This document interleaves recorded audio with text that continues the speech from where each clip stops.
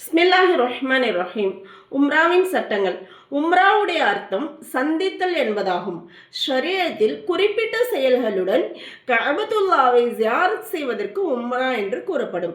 ஹஜ்ஜுடைய சிறப்புகளை போன்றே உம்ராவுக்கும் பெரும் சிறப்புகள் உள்ளன.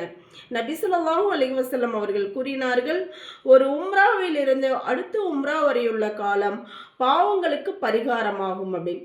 குறிப்பாக ரமலான் மாதத்தின் உம்ராவுக்கு தனிப்பட்ட சிறப்புகளும் அந்தஸ்துகளும் உள்ளன. நபி ஸல்லல்லாஹு அலைஹி வஸல்லம் அவர்கள் கூறினார்கள், ரமலான் மாதத்தில் உம்ரா செய்வதன் நன்மை என்னுடன் ஹஜ் செய்வதற்கு, என்னுடன் ஹஜ் செய்த நன்மைக்கு சமமாகும் சொல்லியிருக்காங்க. என்னுடன் யார் சொல்கிறாங்க? ரசுல்லாவோட சேர்ந்து நம்ம ஹஜ் செஞ்சால் எந்த அளவுக்கு நன்மைக்கு சமமாகுமோ அந்த அளவுக்கு நம்ம ரமலானுடைய உம்ராவுக்கு முக்கியத்துவம் கொடுத்துருக்காங்க. உம்ராவின் சட்டம்.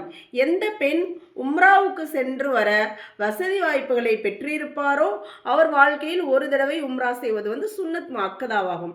இது ஃபர்லு கிடையாது, கட்டாயம் கிடையாது. நம்ம கடனை உடனே வாங்கி எப்படியா போயிட்டு வரணும் அப்படின்னு கிடையாது. வசதி வாய்ப்பு இருந்துச்சுன்னா போயிட்டு வர்றது சுன்னத் முஅக்கதாவாகும். உம்ராவின் நேரம். ஹஜ்ஜுடைய 5 நாட்களை தவிர முழு ஆண்டிலும் எப்போது வேண்டாலும் உம்ரா செய்யலாம். அந்த 5 நாட்கள் உம்ரா செய்ய முடியாது. உம்ராவின் ஃபர்லுகள். ஒன்று இஹ்ராம் அணிகிறது, ரெண்டாவது தவாஃப் செய்தல். இந்த 2 விஷயங்களும் உம்ராவுடைய ஃபர்லுகளாக இருக்குது. உம்ராவின் வாஜிபுகள். சஃபா மர்வாவுக்கு மத்தியில் சை செய்தல், அந்த ஓடுதல் 7 தடவை தொங்கோட்டம் ஓடுவோம்ல அதுதான். அடுத்து தலைமுடியை வெட்டுதல். அவ்வளோதான் உம்ராவுடைய அந்த விதிமுறைகள்.